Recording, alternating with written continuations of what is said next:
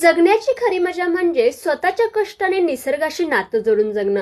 याच विचारातून 1985 मध्ये विवेक आणि जुलिन या तरुण जोडप्याने मेट्रो लाईफ सोडून निसर्गाकडे वळण्याचा निर्णय घेऊन मैसूरच्या दक्षिणेस असलेल्या देवनकोटे या आदिवासी भागात स्थलांतरित झाले.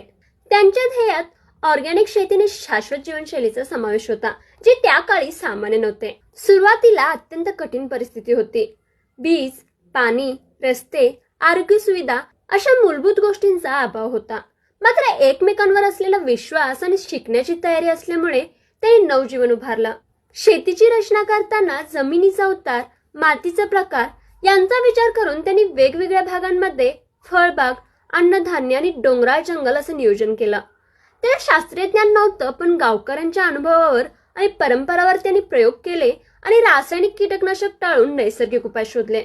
अशा नैसर्गिक पद्धतीने शेती करणं हे त्यांचं वैशिष्ट्य ठरलं. 36 वर्षाच्या अथक प्रयत्नानंतर आज त्यांच्या 35 एकराच्या शेतात अन्नधान्य, तांदूळ, बाजरी, भाज्या, मसाले, ऊस, तेलबिया, अंडी, दूध, शेळ्या, कोंबड्या यासह जवळपास सर्व जीवनावश्यक गरजांची पूर्तता करतात.